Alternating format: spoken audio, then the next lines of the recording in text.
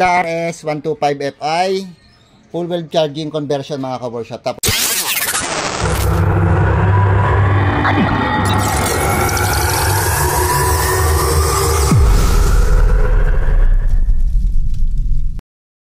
RS125Fi full wave charging conversion mga ka-workshop. Tapos in-upgrade ko na rin yung kanyang battery operated. So dito na ako nag-battery operated sa kanyang full wave, sa pagkaka full wave. So dati kasi nakasingit lang sa kanyang accessory, ngayon tinanggal natin, binalik natin sa stock at dito natin nilagay sa pagkaka full wave niya. So yun yung tamang pagba-battery operated. Tapos yung ground is-separate din natin, inalis na natin sa harness ng kanyang motor para hindi na makiagaw pa. So yun. So full wave lang to mga ka-workshop. So usapang full wave, ang full wave laging tinatanong bakit kailangan i-full wave.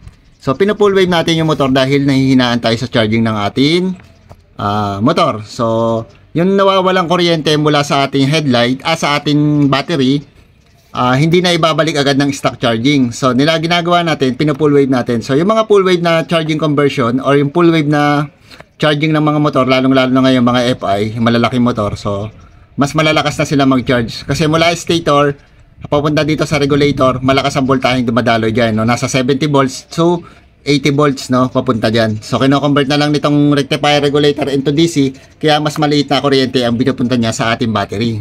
So nasa 13 to 14 volts lang papunta sa battery. So ngayon, yung full wave walang kinalaman sa wiring o pagkurap ng yung headlight. Tama naman yun mga ka-workshop. Ang full wave lang kasi ang ginagawa nito, pinalalakas niya lang yung charging. So charging system lang siya. Yun lang ang pinalalakas niya sa ating motor. Ngayon, kung gusto niyo mawala ang blink ng yung headlight, kapag nagsisignal light ka, kailangan i-separate mo yung connection ng yung headlight sa stock harness mo. Aalisin mo siya sa stock harness at gagawin mo, maglalagay ka ng relay at pwede mong idirekta dito sa yung battery. Mga ka-workshop, ganun ang tamang pagbabattery operated o para mawala ang yung blink ng headlight kapag nagsisignal light o kapag nagbubusina ka. Ngayon, nagbiblink pa rin ang headlight mo.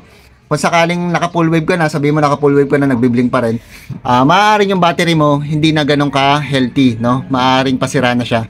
Kasi kahit na maganda ang charging ng motor mo, kung yung battery mo naman pasira na, hindi na siya nag-iipon ng kuryente, so hindi na maganda yung kuryente yung inilalabas niya na kailangan ng yung headlight. Halimbawa, ang headlight mo 12 volts. So kung 9 volts na lang ang naiipon ng yung battery, so kukurap talaga ang headlight mo. Kahit anong gawin mo, kahit anong sinabi mo pang i-power up mo yan or kung ano pang gagawin mo, hindi na mawawala yung blink. So nakasalalay pa rin ang ganda ng ilaw mo o ang ganda ng buga ng ilaw mo, mawala ang blink sa yung battery. Dahil si battery pa rin ang nagbibigay ng kuryente sa mga accessory line natin.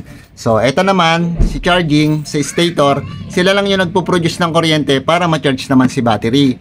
So ganun mga ka-workshop. Kaya kung sasabihin ng iba, bakit papalitan o bakit ipo-full wave ang motor, bakit ipa-fast charge, no? So kaya natin pinu-full wave nga kasi nga gusto natin maging maayos yung charging at maibigay yung pangangailangan ng battery para masupplyan yung accessory light natin. So kung gagawin mo naman yung fast charge lang tulad ng ginagawa na nagpa-power up, pina-fast charge lang, pinuputol yung dilaw. So hindi ka ba nagtataka pag pinutol mo yung dilaw, bakit lumalakas yung charging ng motor? Bakit umaabot siya sa 15 volts at 14 volts? So kasi nga tinatanggal mo yung limiter, no? Dapat kasi yung limiter nakakabit pa rin sa yung charging. So pag pinutol mo yung dilaw, magtataka ka bakit ang taas ng charging at hindi ka nalolobat. Pero sinisira naman nun yung battery mo. So sasabihin nila matagal ko nang gamit, matagal ko nang ginagawa yung pagpa-fast charge. So ang nangyayari kasi nun, yung isang wire mo na lang sa stator ang nagcha-charge, yung white wire na lang. So tinanggal mo na yung charging mula sa yellow wire na nagsusupply naman sa headlight. So siyempre lalakas yung charging mo, pero hindi ka ba nagtakabat isang wire lang pero ang lakas ng charging mo. So yun na lang ang isipin nyo mga ka-workshop kasi nawawala na yung limiter. So yun. So kahit na ilang taon o gaano kataon, depende sa paggamit mo. Lalong-lalo na kung ikaw ay delivery or nag-aangkas or kung ano pa man, araw-araw mong ginagamit ng malayo ang walang pahinga ang battery, ang motor mo. So kailangan mo, yun, tama pa rin na charging ng motor mo. Kailangan meron pa rin siyang limiter dahil mag-overcharge ka. Masisira ang yung battery lagi. So yung mga ka-workshop, nakadepende pa rin yan sa paggamit mo. Kaya yun ang pagkakaiba ng fast charge, full wave at stock charging. So ayan. So sana naipalawanan natin sa inyo ng maayos. So ayan mga ka-workshop.